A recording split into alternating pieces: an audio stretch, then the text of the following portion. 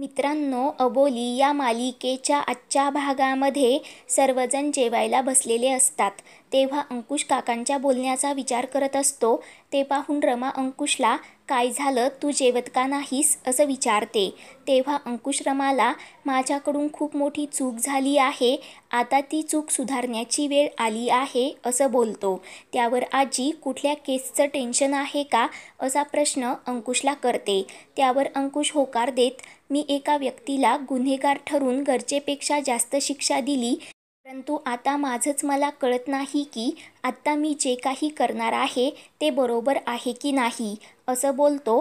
तेव्हा रमा अंकुशला सांगते, एकदा स्वतःच्या मनाला विचार, कारण आपलं मन आपल्याला नेहमी खरं सांगण्याचा प्रयत्न करत असतं. आपण चूक करत आहोत की बरोबर. तेव्हा आजी, शिक्षा देण्याचं तुझं कामच आहे, म्हणून अंकुशला समजावते. तर अंकुश सांगतो, तरीही काही गोष्टींची शहानिशा करणं मला जमत नाही. तर तेव्हा रमा अंकुशला सांगते, जेव्हा काही गोष्टी आपल्या हातात नसतात ना, तेव्हा त्या देवावर सोपवायच्या असतात. तोच योग्य तो निर्णय घेईल. तेव्हा अंकुश होकार देत, अगोदरच खूप उशीर झाला आहे, मी लगेच जाऊन येतो, असं बोलत न जेवताच तिथून निघून जातो. तेव्हा सर्वजण विचार करत राहतात. त्यानंतर अंकुश बाहेर येतो व अबोलीला जेवण झालं का, असं विचारतो. तेव्हा अबोली, होतच आलं आहे, काही काम होतं का, असा प्रश्न अंकुशला करते. तेव्हा अंकुश, अगोदर जेवण करून घे, आपल्याला थोडं बाहेर जायचं आहे, असं अबोलीला सांगतो. तर अबोली लगेच पटापट जेवण करून घेते. अंकुश मात्र नाराज होत विचार करत असतो. आणि त्यानंतर अबोलीचं जेवण होतं. तेव्हा अंकुश अबोलीला त्याच्यासोबत गणपती बाप्पाच्या मंदिरात घेऊन येतो. तेव्हा दोघे पण मनोभावे बाप्पाचं दर्शन घेतात.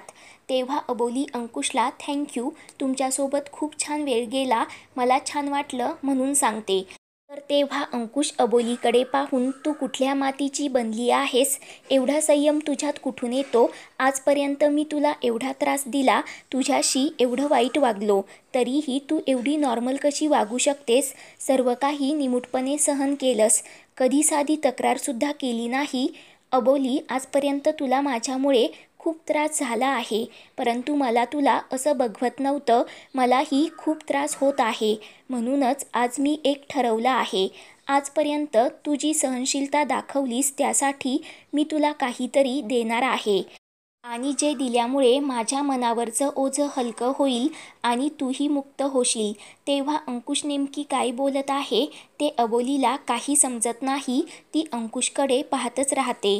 तेव्हा अंकुश पुढे अबोलीला सांगतो की, देवाला साक्षी ठेवून अग्नीचे 7 फेरे घेऊन मी इथेच तुझ्याशी लग्न केलं होतं. तिथेच मी तुझा सगळा त्रास संपवणार आहे, असं बोलून अंकुश एक पॉकेट घेऊन येतो व ते लगेच अबोलीकडे देतो. तेव्हा अबोली, हे काय आहे, असा प्रश्न अंकुशला करते. तेव्हा अंकुश अबोलीला ते उघडून पाहण्यासाठी सांगतो. तेव्हा त्यामध्ये घटस्फोटाचे पेपर पाहून अबोलीला खूपच मोठा धक्का बसतो. तेव्हा अंकुशही खूप रडत असतो व अबोलीकडे एक पेन देत तिला त्या पेपरवर सही करण्यासाठी सांगतो. तेव्हा अबोली रडतच अंकुशकडून ते पेपर घेते व त्या पेपरवर सही करून टाकते. तेव्हा अबोलीची ती अवस्था पाहून अंकुशला खूप वाईट वाटत असतं. त्यानंतर अंकुश ते पेपर अबोलीकडून घेतो व तिला सांगतो, उद्या गुढीपाडवा आहे, विसरून जा की अंकुश नावाचं वादळ कधी तुझ्या आयुष्यात आलं होतं ते, आणि नव्या आयुष्याला लगेच सुरुवात कर. कारण मला माहिती आहे की तू काहीही करू शकतेस. माझा तुझ्यावर पूर्णपणे विश्वास आहे. तू कुठेही गेलीस ना तरी स्वतःच्या पायावर उभी राहू शकतेस, याची मला पूर्ण खात्री आहे, असे बोलतच अंकुश एक एन्व्हलप अबोलीकडे देतो व तिला सांगतो, यात काही पैसे आहेत जे तुला लागतील आणि त्यामध्ये एक कागद आहे ज्यामध्ये काही माणसांची नावे व त्यांचे फोन नंबर्स आहेत. तुला कधीही कोणतीही मदत लागली ना तर त्यांना लगेच फोन कर, तेव्हा ते कोणत्याही वेळेला तुझ्या मदतीसाठी धावून येतील. या व्यतिरिक्त मी तुझ्या राहण्याची पण सोय केली आहे.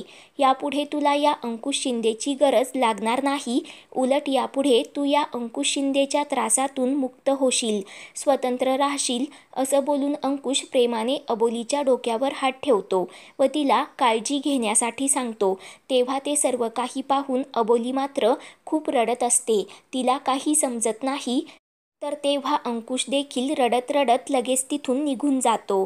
तेव्हा अबोली मोठमोठ्याने रडू लागते व गणपती बाप्पाला विचारते, हे सर्व काय आहे? नक्की तू काय ठरवलंस? माझं लग्न झालं तेव्हाही तू मला विचारलं नाही आणि आज जेव्हा माझं लग्न मोडत आहे तेव्हाही तू मला विचारत नाहीस. तू माझ्या नशिबात नेमकी काय लिहून ठेवलं आहेस? असं बोलत अबोली रडू लागते. तर इकडे अंकुश घरी येतो तेव्हा अबोलीचा चेहरा त्याच्या डोळ्यासमोर येतो. तेवढ्यात नीता फोनवर बोलतच तिथे येते व शरदला सांगत असते की खूप मस्त पिक्चर होता, त्यात जी हिरोईन होती ना ती अबोलीसारखीच अडखळत बोलत होती, तिच्यासारखीच घुमी होती. ती अबोली कधी या घरातून जाते असं मला झालं आहे, कारण हल्ली तो अंकुशही सतत तिची बाजू घेत असतो आणि ती अबोलीसुद्धा भोळा भाबडा चेहरा करून अंकुशची सिंपत्ती मिळवण्याचा प्रयत्न करत असते. तर तेवढ्यात नीता लाईट चालू करते तर समोर अंकुश असतो. अंकुशला पाहून नीताला घामच फुटतो.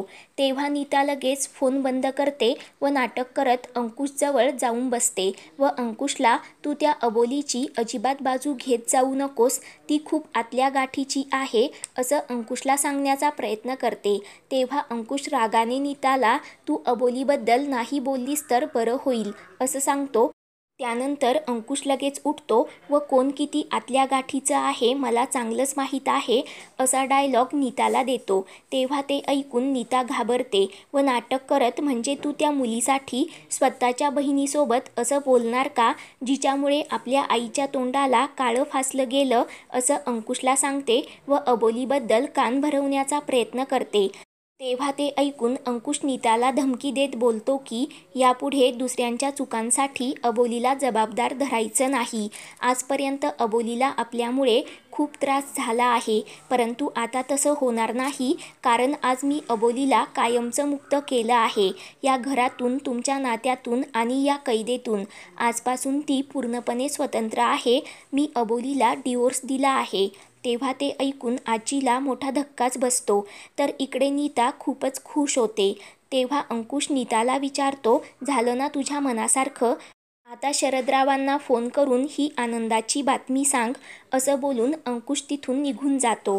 तर नीता लगेच नाचायला लागते व शरदला फोन करून लवकर घरी या, तुम्हाला आनंदाची बातमी द्यायची आहे असं सांगते.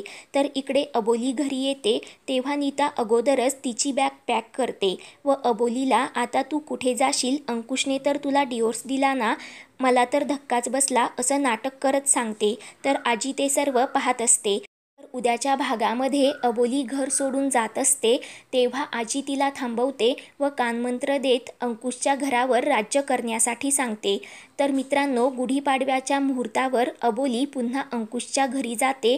तर तिला पाहून अंकुश खुश होतो, नीताला मात्र धक्काच बसतो. पुढील भागांच्या अपडेट्ससाठी चॅनलला सबस्क्राईब